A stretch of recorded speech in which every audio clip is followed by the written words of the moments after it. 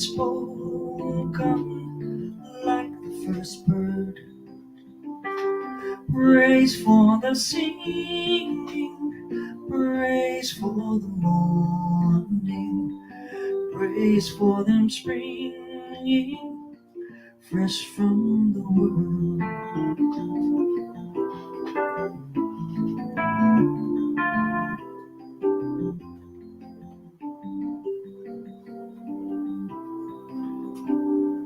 Sweet the rain's new fall, sunlit from heaven, like the first dew fall on the first grass. Praise for the sweetness of the wet garden, sprung in completeness where his feet pass.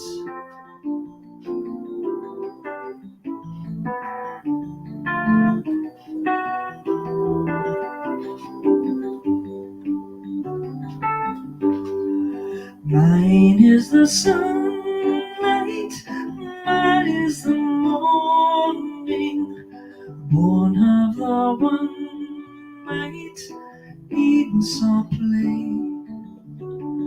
Praise with elation, praise every morning, God's recreation of the new day.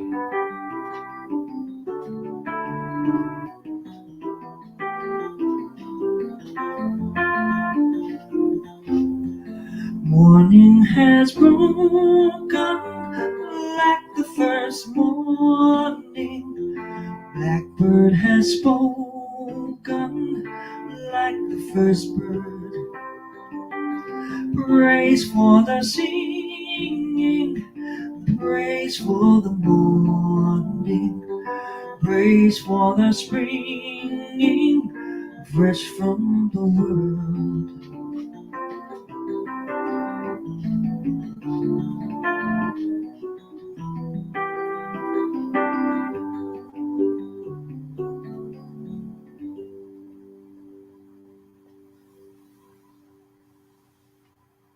That was lovely, Barbara. Thank you. Thank you so much. I'd like to introduce myself. My name is Tracy Hutch. I'm one of the board members and one of the members of Unity. Love to hear from everybody who's online today. It's a wonderful Easter morning. I feel privileged to be facilitating. I think this is the third time I facilitated on Easter, such a special day. I'd like to welcome anybody new to the service. And if you feel comfortable, please write a comment in the comment section so we can welcome you. And if you have any questions, please post them in the comment as well, and one of us can answer them for you. So welcome, new listeners. I'd like to say the daily word, Easter. Through Christ I rise again. On this glorious Easter Sunday, the sun rises on the new day. I am glorious too, called to life and shining with joy because Christ is risen in me. Just as the stone was rolled away to reveal an empty tomb where Jesus' crucified body had been, I roll away the stones of all that has kept me entombed and leave my crucified experiences behind. Easter is the celebration of Jesus overcoming death. It is also an invitation to celebrate my victory over all I have survived. It is a celebration of triumph and truth, the resurrection of Christ within. The trials of the world are always temporary. Today I roll away the stone of limitation and am resurrected into the truth of God. With joy I rise again. John 11:25. I am the resurrection and the life. Again, the daily word is Easter. Through Christ I rise again. What a wonderful opportunity for all of us to think about how each day we have a new beginning and a new chance to rise again and be the kind of person we really want to be in life. I'd like to say our mission statement, and you can say it along with me if you like. We are a loving, nurturing community dedicated to being a positive path to spiritual living, to awaken oneness with God within us all.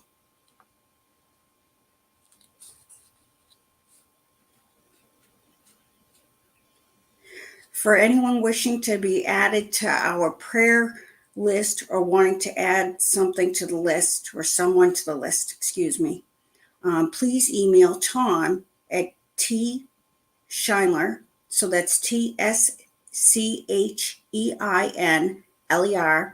at yahoo.com. If you have a moment, please check out our website. We have any new announcements, things that are happening. The talks that we have are archived. So if you enjoyed a talk or you're wanting to go back to it to review it, it's archived on our website. Our donate button is also on the website, and we have an app that we use called Tidely.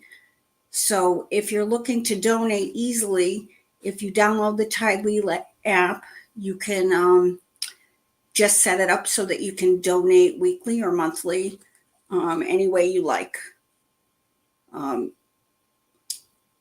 As you know, we're a small church, but we do have expenses to run the church, and pretty soon we're going to be having church in person, and we will need funds coming in for that, for us to pay for monthly rent and other expenses. For us moving, we will be moving to the McConnell Center again. It's a different part of the McConnell Center that we're in. We're going to have 3 rooms there. And we look forward to seeing you there and seeing Barbara in person. It's wonderful to hear Barbara sing in person and Tom speak in person. So I'm really looking forward to that. That'll be coming up probably the beginning of June, but we will let you know as we progress. Oh, also, I'm sorry, if you'd like to donate and you want to mail in a check, you can mail a check to Unity of the Seacoast, P.O. Box 1676, Dover, New Hampshire, 03821. Just another announcement on Mondays, Monday nights, the first Monday of the month, Charlie Richard, our own Charlie, our prayer chaplain, one of our prayer chaplains, leads a meditation on the first Monday of each month at 7:00.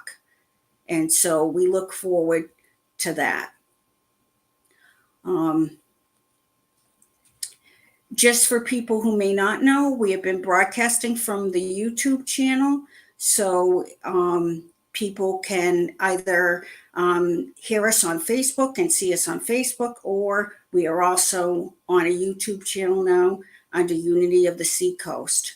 When you look up that channel, the live broadcast is not the first thing that you see, unfortunately, but if you scroll, you can find us live. And it's nice to see that on YouTube because you can hook that up to your TV and see it on a larger screen if that's helpful for you. Now I'd like to introduce a special guest that we have here today. He's near and dear to our heart. He happens to be the son of our spiritual leader. He's a wonderful poet and just a beautiful young person, Beau Williams. Thank you so much for coming, Beau. Nice Thank to you, see you. Tracy. Yeah, first off, happy Easter, everybody. This is very exciting. Thank you, Dad, for letting me be part of this, and Barbara for the music. I'm going to read 3 poems. The last one is short but poignant. And yeah, so here we go. This first poem is called Lucky as Well. I just kind of made a list of all the things I felt lucky and grateful for in my life. My shoes are occasionally comfortable. My stomach no longer sinks past my ribs. My car is finally reliable enough to get me from A to an ever-waiting B. Thesauruses are still making poets genuine. Dictionaries still show cockiness and confidence as having 2 separate definitions. Keep learning, keep moving. This month, I paid all my bills. Next month, I will pay all my bills. Income is steady, girlfriends are not. I've played dad, remastered son, still learning brother, but can't seem to get the pitch right, and someone somewhere is let down and alone again. Someone somewhere is trying something new, and it's working. Someone somewhere is doing the same old thing, and it's not. The fridge has less beer and more food, and Seths across the board have finally redeemed themselves. Chads are still working on it. Kylie wakes up every day in complete awe, sees the world as a giant surprise party thrown in her honor. Lauren is smiling. Cody is always shining, reminds me every day to stop running to or from and start running for. Fistfuls of bad decisions are being swallowed by toilets instead of loved ones. The kids we teach are listening. The kids we teach are asking questions. The kids we teach are believing in themselves. Brady is dreaming and lying and believing it, and Sarah can't even get the first part right, forgetting that dreams manifest only as a result of our creating them. Lorna is compensating and never compromising, allowing life to never be summed up in a nutshell. These chains are only as strong as we give them permission to be. Because if death and taxes are life's only 2 certainties, something is going horribly wrong. Life will always be controlled by the ones living it. Everything else is just a product of your reaction to it. Living with doors as open as arms. Never let the sun be the brightest shining being. Power through with gratuity in your stride, because life is only fulfilled when lived, a reaction which has already begun, and this soul is far too nova to be stopped. Thank you. Yeah, that was an older one, but still relevant. This next one is about love. I figure on the day of love, it's good to write a love or read a love poem. It's called A Wet Ring. It was about the time where I had the wedding ring the engagement ring in my pocket, but I had not proposed yet. So here we go. A wet ring spots the bar top. I set the bottle down again, twist to make another ring, repeat until the bottle runs dry. The barkeep wipes my practice runs with a rag, then tosses me a bar mat. Gutter flowers grow lush in the rain. The streets outside begin to drown, and the ditches start to sing. My lover is in the loo, no doubt scrolling through pictures of wedding gowns. I fiddle with the stone in my pocket, run my finger around the band. I slip it through and out again. She loves me with a bumblebee heart, curious, lively, brave. I love her like the planet has a chance. She makes her way back across the room. I think of all the busted things that healed themselves to land me here. She buzzes back to the seat that I saved for her, and the sidewalk dandelions match pitch. My heart is cumbersome in my chest, like a man knelt down in a busy place. I fight to keep my words from being fallen rain, as her eyes break a sweet cloud over us both.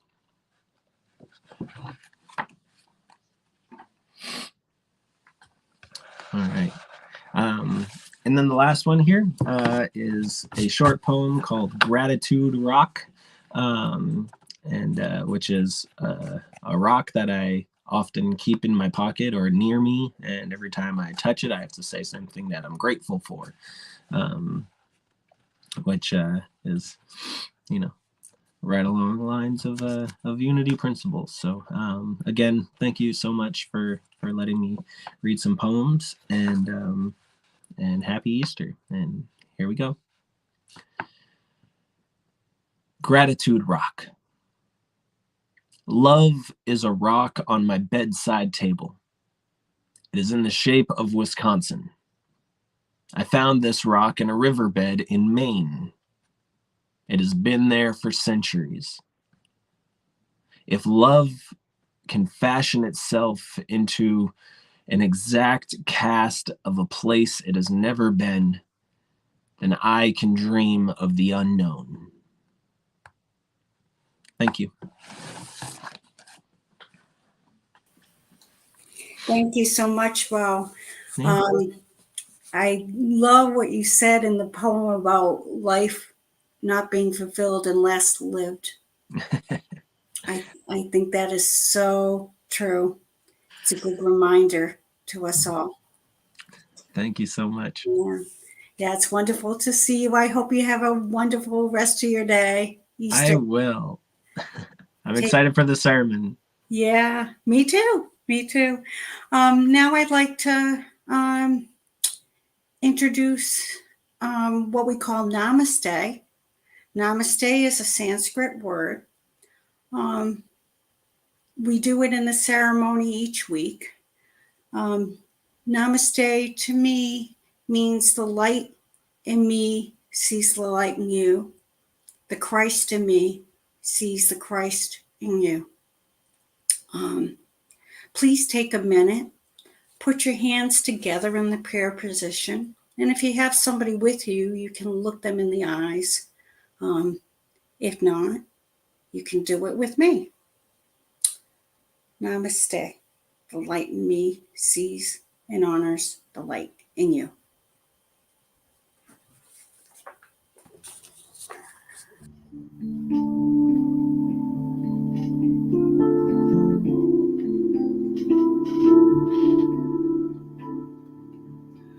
What are you waiting for? Believe in me.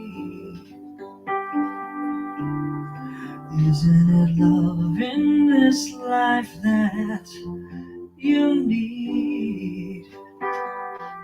You can offer your soul to an altar of sacrifice. Give your heart to me. Let's bring heaven down here. Let's bring heaven down here.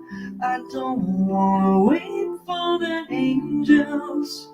Let's bring heaven down here.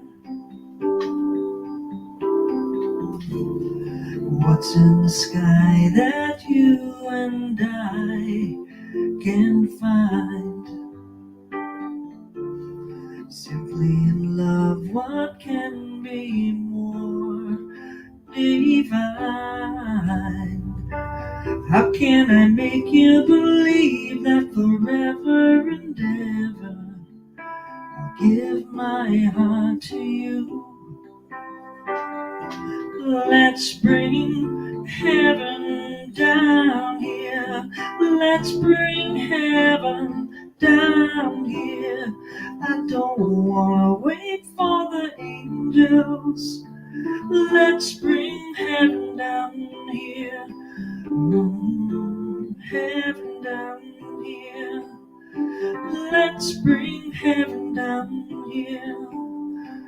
Let's bring heaven down here. Thank you, Barbara.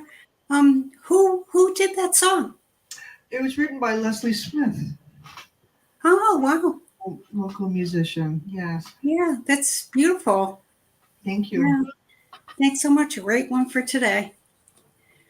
Now I'd like to introduce our spiritual leader, Tom Schuyler. Thanks, Tracy. Hi, Happy Tom. Easter to you. Happy Easter. Great to see you. Glad to be here, Beau. Barbara, thank you so much. It means a lot to celebrate this day with both of you. Thank you. Beau, Thank I'm you. glad you're back. Beau was just on a tour of California. So he got back just in time to do this. I'm thankful for that. And Barbara, you never go wrong with Cat Stevens. Thank you. Always. So good morning, everyone, and happy Easter. I am quite blessed to be here doing this Easter service with you. It's one I've always looked forward to, the holiest day of the year. You know, the Easter holiday brings back so many memories for me. I remember getting dressed up as a kid going to church with my grandparents. My parents one year had bought me this mud-colored brown suit. I don't know why mud-colored suits were in back then, but I was not the only kid in town wearing them. Probably because they were the most inexpensive suit. But I remember candy and eggs. I remember the eggs smelling like vinegar because we dyed them the night before. I remember ham and pork dinners with my relatives. And I still love Easter baskets. Diabetes kind of put that on hold at the moment, but there's something fun about an Easter basket when you're a kid with all the colors and the chocolate and all that, which doesn't really kind of match the theme of Easter. You know, the theme has been Jesus has risen. He's been crucified. He died and he rose again. And this is one of the most gruesome stories in the Bible. And it's called the Passion, but not for the passion of the way we think of it. It means to suffer for. To suffer for your cause, to suffer for your love, to suffer for that which you believe in. The Bible is loaded with death and destruction. Thousands are wiped out, seemingly by the will of God. But Jesus touches us on a different level. Those other deaths seem glossed over. And why? I'm not sure. Everyone in Jerusalem's wiped out when the promised land is given back to the Israelites. Everyone and all the creatures are drowned except those who are on the ark. Maybe we don't focus on those because we understand they might not be real events. They represent something different. Maybe because we can look at those stories metaphysically, or maybe they just don't seem personal to us. Jesus is personal. We've heard his words. We've seen his examples. We felt the pain and the fear that he feels. We meet the people that he walked and talked with and those who he helped. He was unjustly killed. We've witnessed the effects that he has had on those around him. He inspired in each of us love and loyalty. He gave love. He set an example for us to follow. There is something very personal in Jesus to all of us. We see ourselves in the people that he interacts with.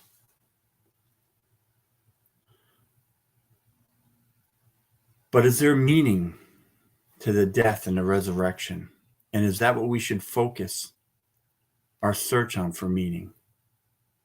Christianity is focused on the death and the resurrection. He died for our sins. This is my body and my blood. Do this in remembrance of me. As a kid, this is tough to get past. It's bad enough to feel you're born and told you're a sinner, but then to learn that he had to die for you? The people have built a religion on this, and they've foregone much of his life and his works.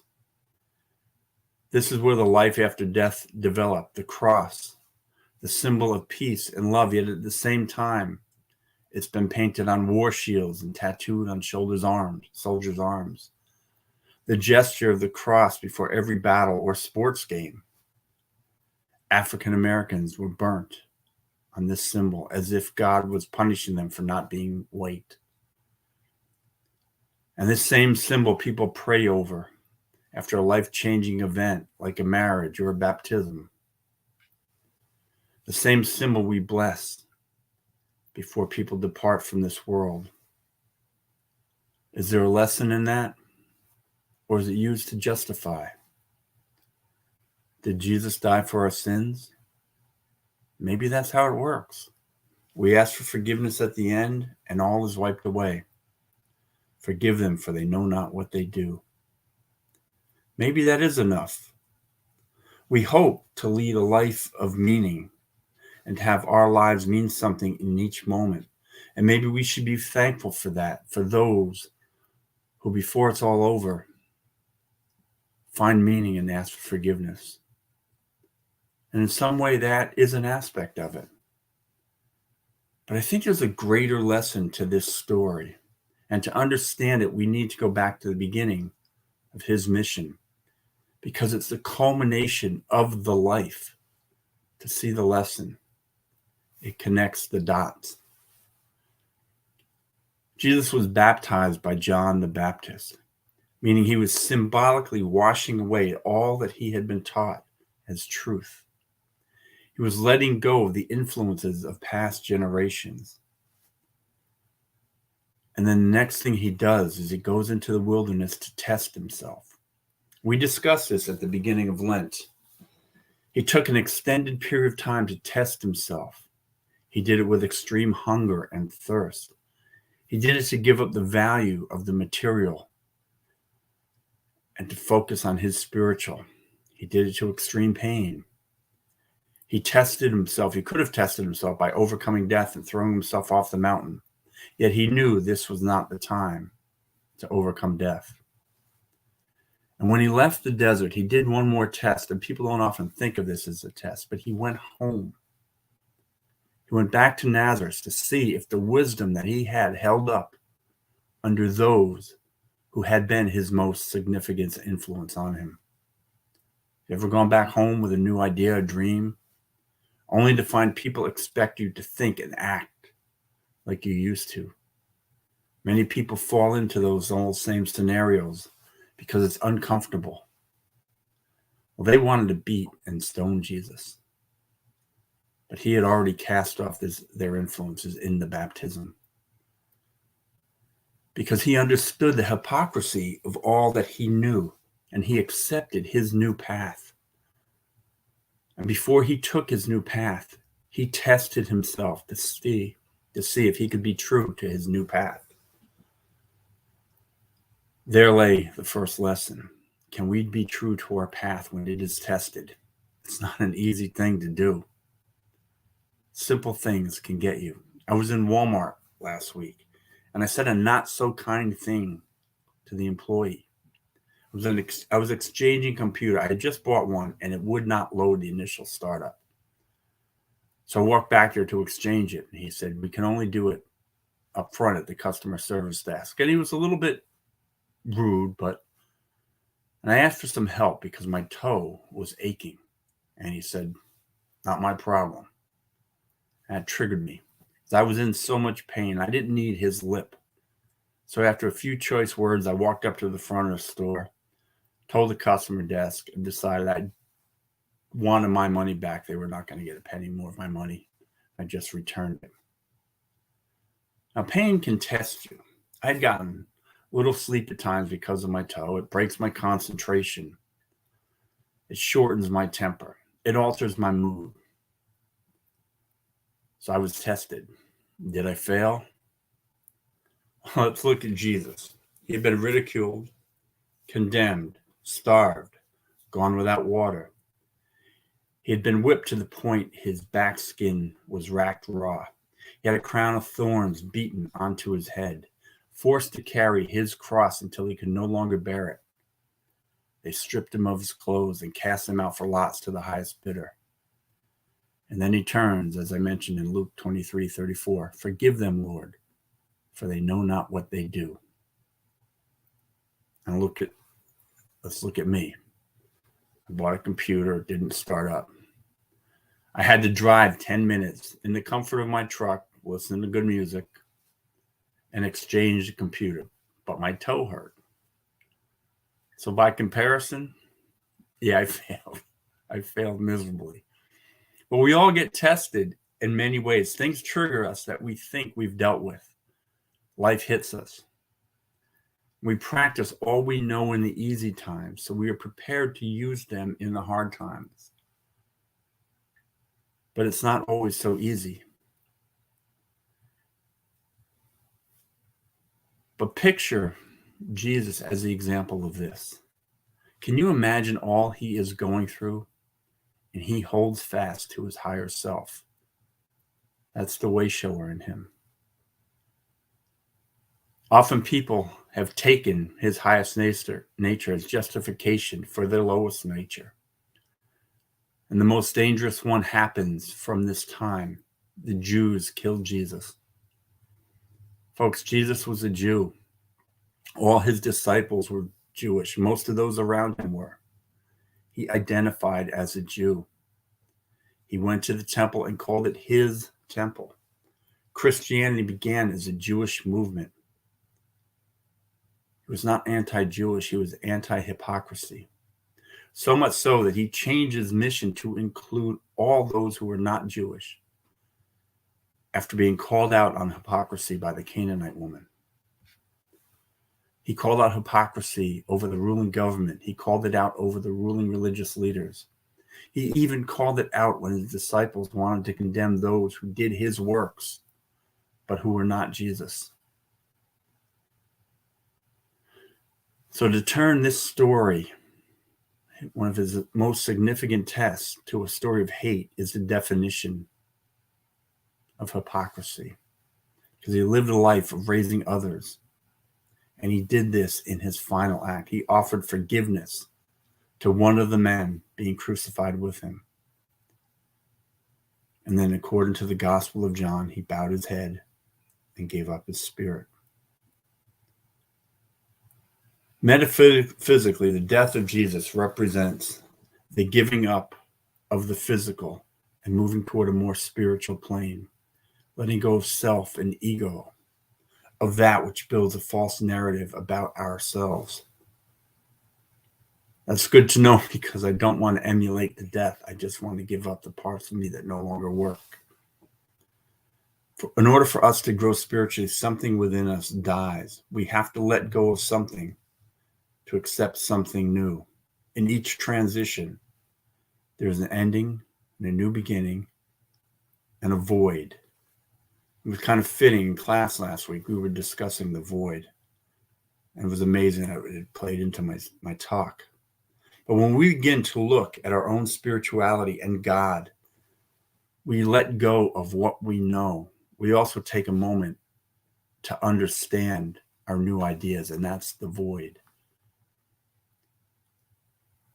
Jesus' void in this story is the 3 days in the tomb. A lot happens in the void. He's becoming the true essence of himself. But everyone around him is going through change as well. They're learning to live life without Jesus. They do not understand the way they will see him again. They were absorbing his loss and the meaning of his life. Some stay true like Mary Magdalene, and others have doubts like Thomas and Peter. But it's an adjustment period. And what's the lesson here? For me, and I've used this over and over, use the time wisely. Sometimes even create a void if you need it. I often say sometimes, when something hits you and you can take 3 days to act. Folks, I don't mean if it's an emergency and a truck is going to hit you, by all means, please get out of the way. But when life throws you things, if you can take 3 days to react, usually a solution or a path to a solution will appear. If Jesus can take 3 days to overcome death, then what do we have going on that's so big? Sometimes that void seems unwelcome and scary. But we have our own personal history to know that we weather the voids and it all turns out okay. Because we've been given this great gift of wisdom and we need to use it in all times, especially in the void, so we don't overreact. And we decide on our better selves. And in that sense, we get to remove the rock and touch the Christ within. When you're in a void or a limbo or whatever you want to call it, what emotions does it trigger in you? What do you need to sort out and quell? Recognize that this is a time of reflection and change. Recognize what has ended. It could be a new way of thinking, a relationship, change in a relationship. Perhaps it's a child going off to college or you're retiring. Maybe it's old beliefs on something. Examine why things ended and understand that perhaps they needed to end or change. In order for me to be a better husband and father, my relationship with myself had to change. A part of me had to die to make room for the new me. That time for me while I sorted out was my void. But after the void, there's a new beginning. What will it look like? Will you enjoy the process or are you only in it for the outcome? Is it going to be life as an empty nester or a retired couple? Is it life in college or a new job? Is it life as a better person, husband, wife, parent, or child? Maybe it's a new understanding of life. Jesus rose and he attained his full Christ-like nature. He was one with all. And perhaps that's what death is. But we each rise again in our lives. Each time an unwanted part within us dies. But each time that happens, a welcome part within us rises. Because every time you walk away from something, you're walking towards something. And we get to rise up at every change in our life. We get to take a bolder step. I mean, that alone is awesome. Think of the moments that you've risen up after a change of life. Think of the strength that you have because you've done it over and over and over. Jesus stepped out of the tomb on his new path. And at the same time, his followers were on a new path. They were spreading his message now on his words, but without him. They carried him here, but the physical was gone. They had to rely on faith. We are always on a new step on our new path. Each moment is a new path. Each moment can be a new adventure. It doesn't matter your age or anything. I've watched TV shows that take me on a new adventure, books, music, stories, listen to friends. Sometimes I just sit and let my mind take me. These are little things, but they are part of my path. You have this great new path in every moment. You know, Jesus and the Easter story represents peace. And I like to think that it's fitting to walk forward in peace. I like that image that I have of him stepping away from the tomb peacefully on his path to see his disciples. So let's break down the lessons of what we can get from this story. First, can we retain our best self when faced with adversity? When the going gets tough, can we remain stoic, ground in our highest nature? Can we act and react in love and wisdom? Can you forgive even when your pains are raw? Imagine forgiving when your pain is so fresh and the hurt is so great. Ursula Ward is grieving the loss of her son, Odin Lloyd. when she forgave Aaron Hernandez for murdering him. Can you imagine yourself doing that? Can you forgive those who've trespassed against you, even in the way that you hope others would forgive you? Can you let go of the things that no longer serve you? We all have them, but do we need to carry them? Can we let go of the parts that need to die away and accept our new path? Can we let go attachments that hold us back?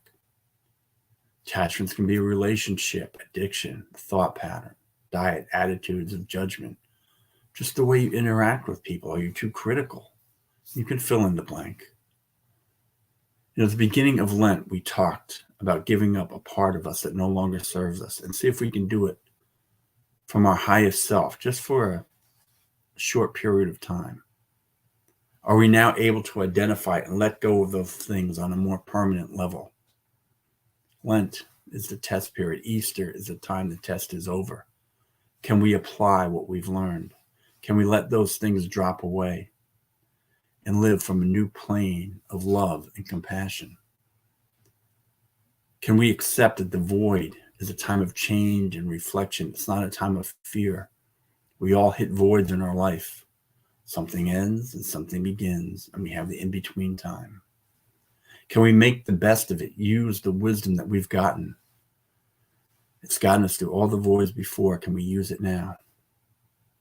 And can we walk forward in peace? Peace towards others, peace towards earth, peace towards ourselves.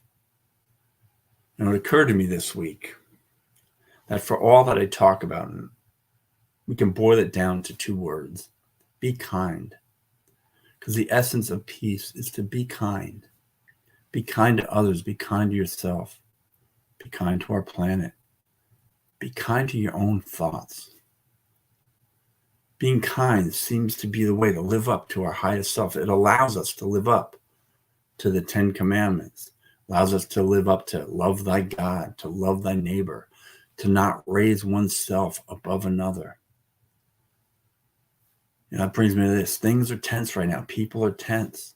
We have high prices in everything.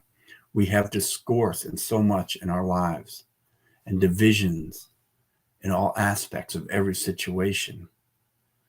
But you and me on our path of peace, we become walking, talking expressions that peace can be the change.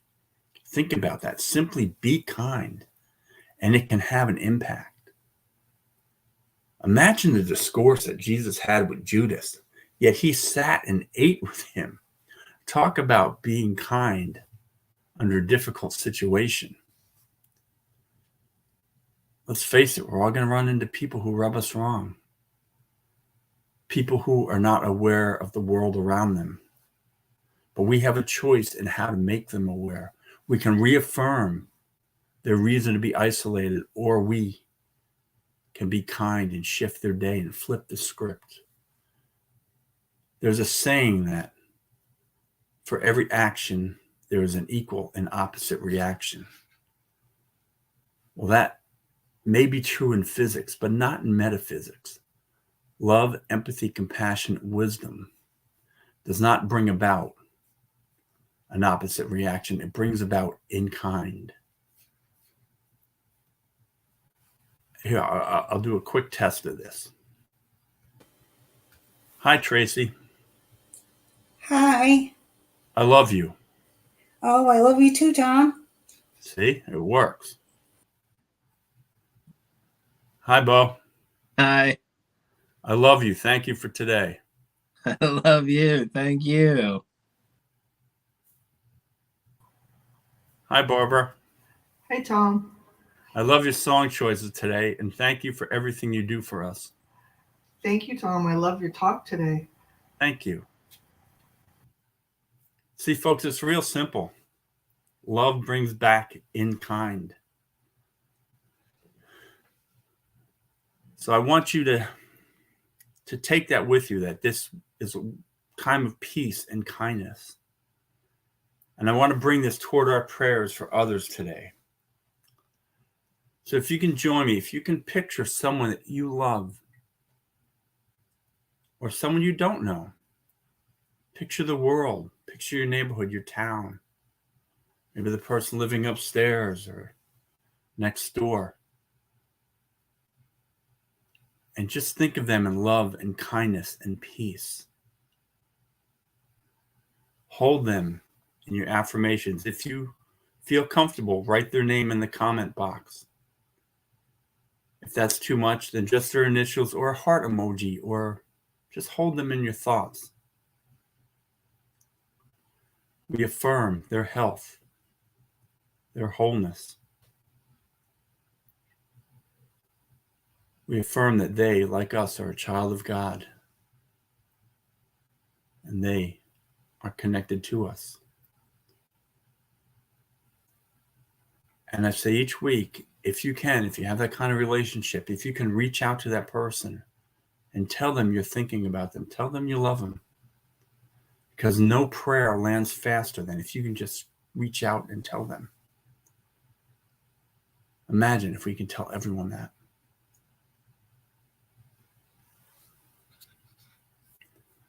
We also do another prayer. We do the prayer of tithes and affirmations.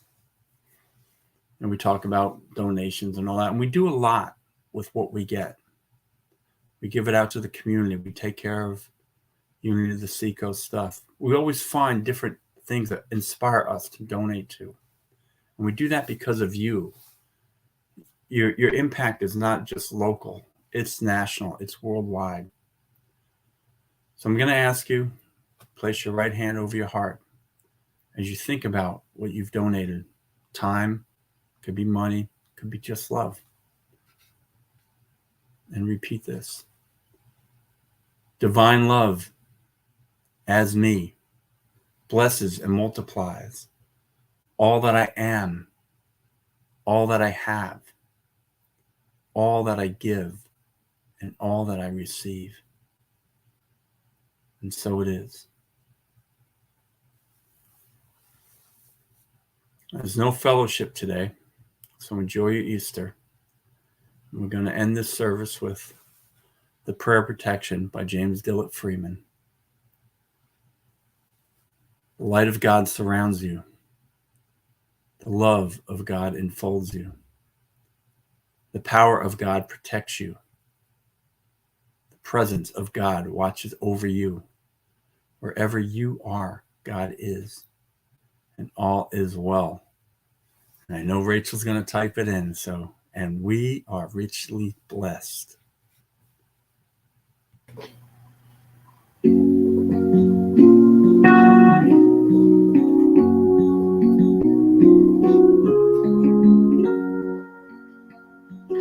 Let there be peace on earth, and let it begin with me.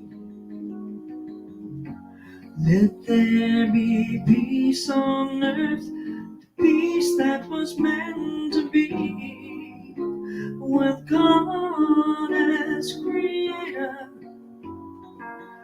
family all are we. Let us walk with each other in perfect harmony. Let there be peace on earth, let this be the moment now.